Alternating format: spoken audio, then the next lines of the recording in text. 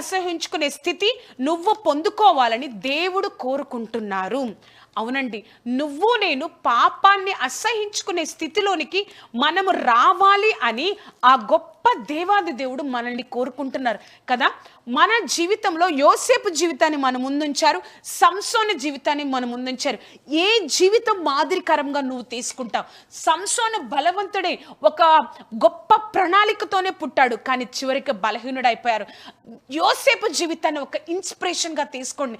ఎంతగా నా అన్నవారు లేకపోయినా దేవుడి యొక్క సన్నిధి నా మధ్య ఉంది, దేవుడు నన్ను చూస్తున్నారు, నన్ను గమనిస్తున్నారు, నన్ను దృష్టిస్తున్నారు అని దినము ఆ యొక్క పోతిఫరు యొక్క భార్య పాపము చేయమని అడిగినా కూడా దినము ఆమెతో ఉండకుండా దేవుని సన్నిధి, నేను ఇంత దుష్కార్యం చేసి దేవుని ఎదుట నేను ఎంత పాపం చేస్తానా అని చెప్పి దినము తనని తను సరిచేసుకుంటూ ఉన్నాను.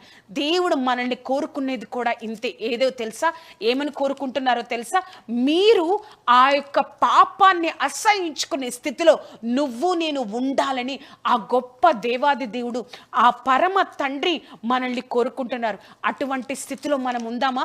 దానికోసం దేవుని సహాయంతో దేవుణ్ణి అడుగుదామా?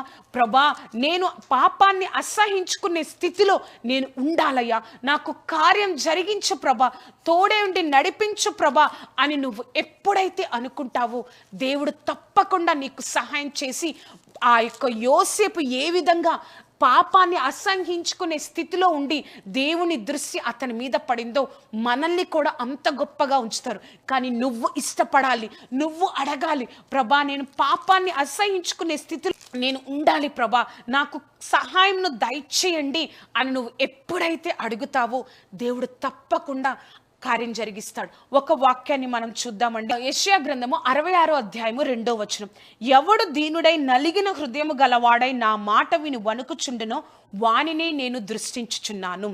అవును కదా ప్రభా, నువ్వు ఎప్పుడు నన్ను గమనిస్తున్నావయ్యా, ఎప్పుడు నన్ను చూస్తున్నావు ప్రభా. నేను దీనత్వం కలిగి ఏ పాపము లేకుండా నేను ఈ లోకంలో జీవించాలి ప్రభా అని నువ్వు ఎప్పుడైతే ఆశపడి ఆయనని అడుగుతా ఉంటావో, ప్రతి దినము ఒక్కొక్క మెట్టు పరిశుద్ధతలోనికి ఎదగడానికి దేవుడు సహాయం చేస్తారు. ఆయన శక్తి కన్నా నీకు పరిశుద్ధత ఒక చిన్నదిగా, అసహ్యమైనదిగా, వ్యర్థమైనదిగా కనిపిస్తుంది. కానీ నువ్వు ఎప్పుడైతే లోకం వైపు చూస్తావో ఆయన పరిశుద్ధత జీవితం చేయడం చాలా కష్టంగా అనిపిస్తుంది. కానీ ఎప్పుడైతే దేవుడి యొక్క గొప్పతనాన్ని వెతుకుతూ ఆయన సహాయాన్ని చూస్తూ ఉంటావో ఈ పరిశుద్ధతను అసహించుకునే స్థితిని దేవుడు నీకు నాకు అనుగ్రహిస్తారు. ప్రార్థన చేసుకుందామండి. సర్వోన్నతుడా, సర్వాధికారి, సర్వశక్తిమంతుడా, ఆశ్చర్యకరుడా, అద్భుతకరుడా, నీ గొప్ప కృపా కాపుదల దయచేసి తండ్రి నాతో మాతో మా అందరితో మాట్లాడిన దేవా, మేము క్రైస్తవులుగా ఉంటూ కూడా తండ్రి పాపాన్ని అసహ్యించుకునే స్థితిలో మేము లేమయ్యా ప్రభా. అటువంటి ఆత్మీయ స్థితిని మాకు అనుగ్రహించండి. పాపాన్ని అసహించుకునే ఆత్మీయ స్థితిలో స్థితి మాకు రావాలి తండ్రి. కార్యం జరిగించండి.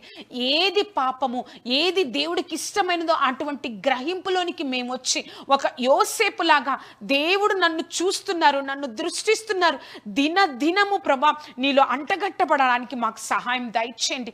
నీ కృపలో మమ్మల్ని నింపండి. నీ నామాన్ని ఘనపరచుకోనండి. సర్వశక్తిమంతుడా, పరిశుద్ధాత్మదేవా, నీ కార్యం మా జీవితాల్లో జరిగించి దేవా. సర్వోన్నతుడా, పాపాన్ని అసహించుకొని మేము ఎందుకు క్రైస్తవులుగా ఈ లోకంలో ఉన్నామో, పాపము లేని వారు అన్న గొప్ప సాక్ష్యాన్ని మా కుటుంబంలో ప్రతి ఒక్కరూ పొందేటట్లుగా మేము జీవించడానికి మాకు సహాయం దయచేయండి దేవా. సర్వశక్తిమంతుడా, యోసేపు జీవితం ద్వారా, సంసోను జీవితం ద్వారా మాతో మాట్లాడిన దేవా ప్రభా. యేసయ్యా, యోసేపు లాగా మేము నీ కృపలో నిలబడడానికి సహాయంను దయచేసి, నీ గొప్ప శక్తిని మేము పొందుకోవడానికి, ఆశీర్వాదాన్ని పొందుకోవడానికి మాకు సహాయంను దయచేసి, కేవలం నీ నామాన్ని మా జీవితాల ద్వారా మహిమపరిచే బిడ్డలుగా మేము ఉండడానికి కార్యం జరిగించండి.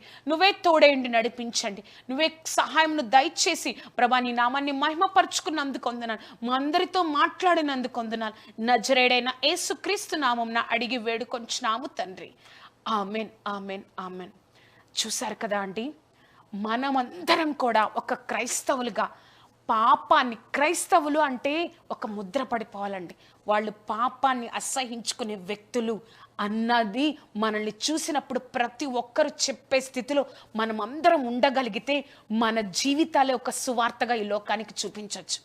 ఈ యొక్క కార్యక్రమం మీకు ఆశీర్వాదకరంగా ఉన్నట్లయితే మీ యొక్క స్నేహితులకు, బంధువులకు ఈ యొక్క కార్యక్రమాన్ని పరిచయం చేయండి. అంతేకాకుండా ఈ కార్యక్రమం గురించి, నా గురించి ప్రార్థన చేయండి. పాపాన్ని అసహ్యించుకునే ఒక గొప్ప ఆత్మీయ స్థితిలోనికి నువ్వు నేను వచ్చి అనేక మందికి ఒక మాదిరికరమైన జీవితాన్ని ఒక క్రైస్తవుడిగా ఈ లోకానికి చూపించేటట్లుగా దేవుడు కోరుకునే ఆయన చిత్తంలో ఉండే ఆశీర్వాదాన్ని పొందుకొని యుగయుగాలు, తరతరాలు ఈ లోకంలో ఆశీర్వాదం పొందుకోవాలి. అంతేకాకుండా దేవునిలో నిత్య జీవం పొందుకునే జీవితాలు మనం ఈ లోకంలో చేయుదుము గాక.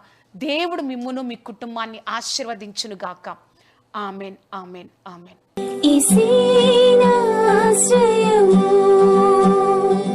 ఈశీనాశ్రయము.